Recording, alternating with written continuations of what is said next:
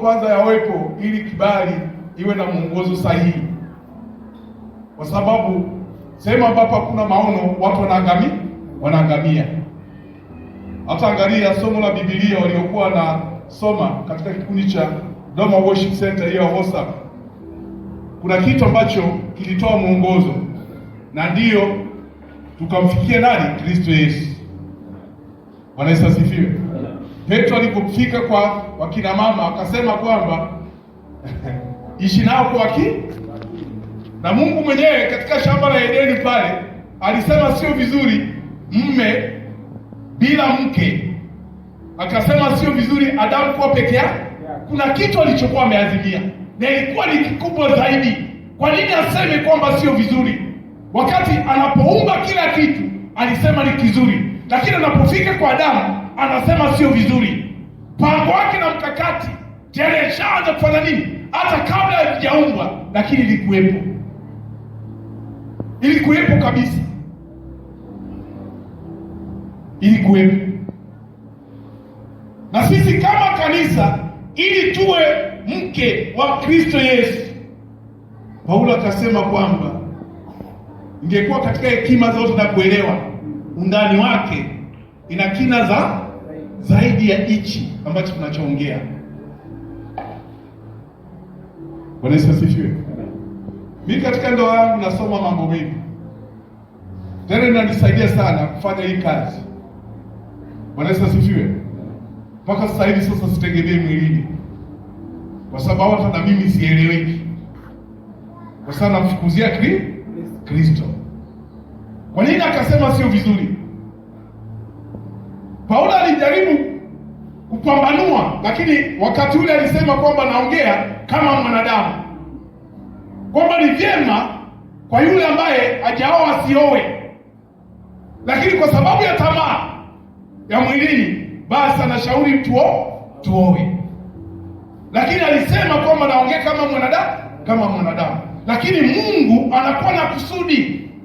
Lakini alipochungulia na kuangalia pale, akasema siri iliyokuwepo. Bwana Yesu asifiwe. Na ndipo maana anaporudi katika vitabu vya kina Timotheo, zile waraka alizokuwa anamwandikia Timotheo, akasema kwamba ili uwe kiongozi wa kanisa, Bwana Yesu asifiwe, uwe askofu, uwe nani, lazima na una familia na umewasimamia vizuri na wawe na ushuhuda. Mke mmoja. Sasa pale kanuni kaanza kuwepo tena ya masharti, sio rahisi na sio nyepesi, lakini Yesu ni Bwana. Muendelee kuifuatilia. Na mimi nilisema kwamba nilijenga interest pale, nilikuja na kina wote hao kina damu, nimekuja mpaka kina Yuda ambao uzao wao, unajua katika Agano la Kale walikuwa hawataji sana akina mama. Wale waliokuwa wametajwa walikuwa ni watu ambao walikuwa ni nje ya taifa la Israeli. Watu kama kina Ruth alikuwa ni Moabu, mtu kama Rahabu alikuwa ni wa taifa lingine wakachomekewa. Lakini walipokuwa nakuja na mwongozo, walifuatilia sana mwongozo wa mwanaume. Huyu akamzaa huyu, akamzaa huyu, akamzaa huyu. Ndio maana inapofika hata kwa Yuda bado ilikuwa ni mwanamume. Bwana Yesu asifiwe. Sasa ilipokuwa inafika sasa kwa kina Yusufu, kuna taarifa ambayo ilikuwa imejichomoza, kwa sababu tayari unabii katika kitabu cha Isaya ilishanajia bikira. Sasa lazima neno lipate nafasi ya kutimia. Bwana Yesu asifiwe. Sasa macho na mambo yanaanza kufanya nini? Kujichomoza moja kwa moja, kwa sababu majira na nyakati ilifika, ili ufunuo huo ujulikane katika mwili wa Kristo, katika jina la Yesu Kristo. Tukaona watangulizi kama kina Yohana. Bwana Yesu asifiwe. Alikuwa mtangulizi. Sasa alikuja katika roho ya nani? Elia. Bwana Yesu asifiwe. Lakini tukajaribu kuangalia kina Elisha, hao ambao walipewa maradufu, lakini hawakuwa na mwongozo huu. Lakini kwa Yohana tunaona roho. Sasa kwa Elisha Sijajua kama ilikuwa ni roho, kwa sababu kwa Yohana tunaona roho ambaye baadaye anatupa matokeo, lakini katika maisha ya Elisha tunaona upako ambaye ilikuwa ni maradufu. Kuna kitu ambacho kilikuwa kimeachiliwa. Bwana Yesu asifiwe. Amen. Je, kuna sauti ambayo ilikuwa imetokea juu ya Elisha? Lakini alisema tu kwamba ukiona, na ile vazi ilipokuwa juu yake ilikuwa ni upako. Lakini kwa Yohana tunaona hata mama yake Elizabeth, neno la Bwana linamwendea, anatamkiwa, alafu na yeye anapata ujauzito kulingana na jinsi alivyotamkiwa, japokuwa alikuwa na mume, lakini kwa sauti. Mary mwenyewe anaongozwa kwamba nenda kwa yule ambaye ni ndugu yako, jamaa yako, utamkuta na yeye ana ujauzito wa miezi 6.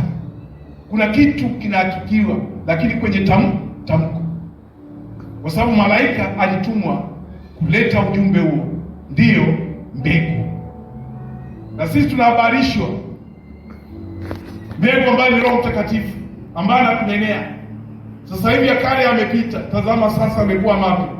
Uzao uliopata, Bwana Yesu asifiwe. Wewe upo katika ufalme mwingine, sio ufalme wa mwili na damu tena, lakini sisi tumekomaa. Hebu muulize jirani yako, na wewe umekomaa mpaka leo? Wengine wanatetea makabila, wengine wanatetea ukoo, wengine wanatetea waliozaliwa kama ni watatu, anajiona wale watatu kuna umuhimu.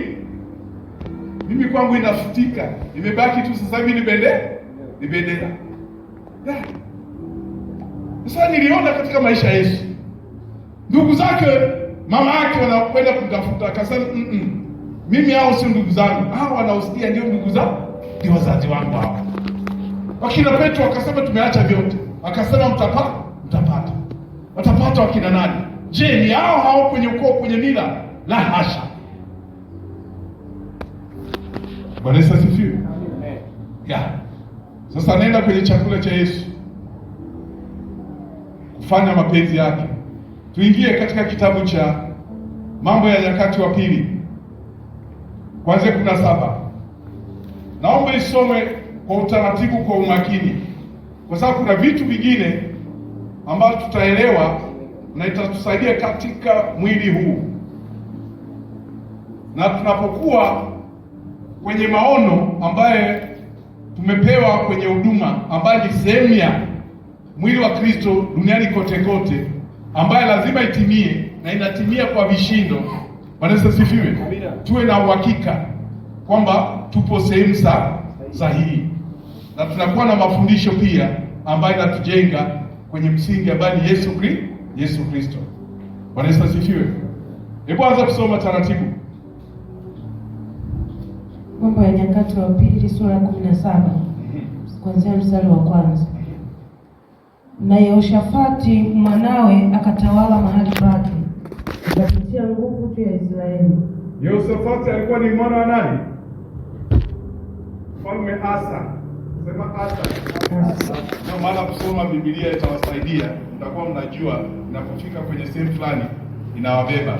Sasa tunaingia kwa Yehoshafati. Endelea. Akaweka jeshi katika miji yote yenye maboma ya Yuda, akatia askari walinzi katika nchi ya Yuda na katika miji ya Efraimu aliyoitoa Asa babaye. Naye Bwana alikuwa pamoja na Yehoshafati, kwa kuwa alikwenda katika njia za kwanza za Daudi babaye. Bwana Yesu asifiwe. Unaona jinsi mwongozo ulivyo hapo, anatamkiwa nani? Daudi na Yehoshafati, wapi na wapi? Japokuwa aliyemzaa Yehoshafati ni Asa, lakini alikwenda katika njia ya babake ambaye ni Daudi. Na katika Daudi tunampata nani? Yesu.